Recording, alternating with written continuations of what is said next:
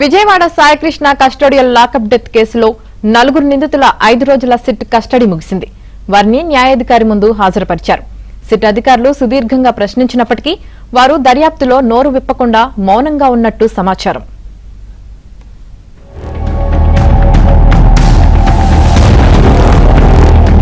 Rowdy sheeter గాది Saikrishna custodial death కేసులో SIT అనేక కోణాల్లో దర్యాప్తు జరుపుతోంది.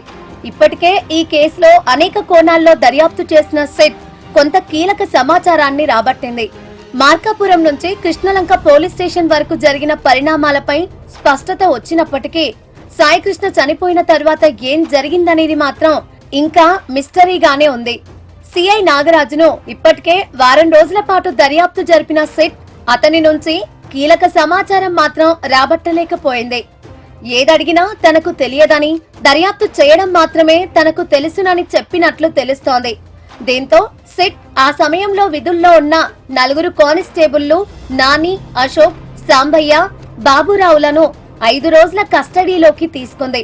నాగరాజుతో పాటు 4 కానిస్టేబుళ్లు దర్యాప్తు వరకే తమకు తెలుసునని, ఆ తరువాత ఏం జరిగిందో నాగరాజుకు మాత్రమే తెలుసునని చెప్పడంతో సిట్ వివిధ కోణాల్లో వారిని ప్రశ్నించింది. కోర్టు ఆదేశాలతో 5 రోజుల దర్యాప్తు మొత్తం పూర్తి వీడియో రికార్డింగ్ మధ్య జరిగింది.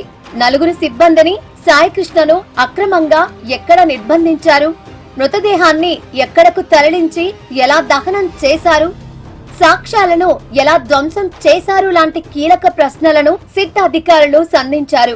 అయితే వారు ఏ ప్రశ్నకు కూడా సరైన సమాధానం ఇవ్వకుండా మౌనం వహించినట్లు దర్యాప్తు వర్గాలు తెలిపాయి.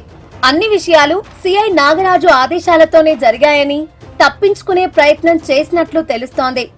సాయికృష్ణ ఆరోగ్యం క్షీణించిన సమయంలో ప్రైవేట్ ఆర్ఎంపీ వైద్యుడితో రహస్యంగా చికిత్స అందించడం, కృష్ణలంక పోలీస్ స్టేషన్లోని సీసీటీవీ డిజిటల్ సాక్ష్యాలను, డివిఆర్ హార్డ్ డిస్కులను ఉద్దేశపూర్వకంగా ధ్వంసం చేయడంపై సిట్ అధికారులు గట్టిగా అడిగారు.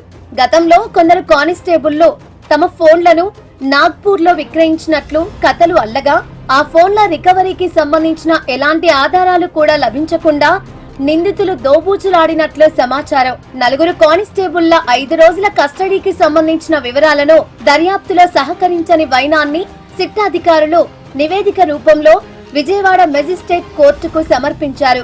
అలాగే ఆడియో, వీడియో రికార్డులను సీల్డ్ కవర్ లో అందించారు. వైద్య పరీక్షలు నిర్వహించిన అనంతరం వారిని న్యాయమూర్తి ముందు హాజరుపరచగా కోర్టు వారికి తిరిగి జ్యుడిషియల్ రిమాండ్ విధించింది.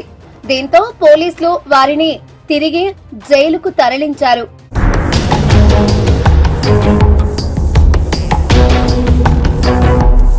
ఈ కేసులో A4 సురేష్ కోసం ముమ్మరంగా గాలిస్తున్నారు.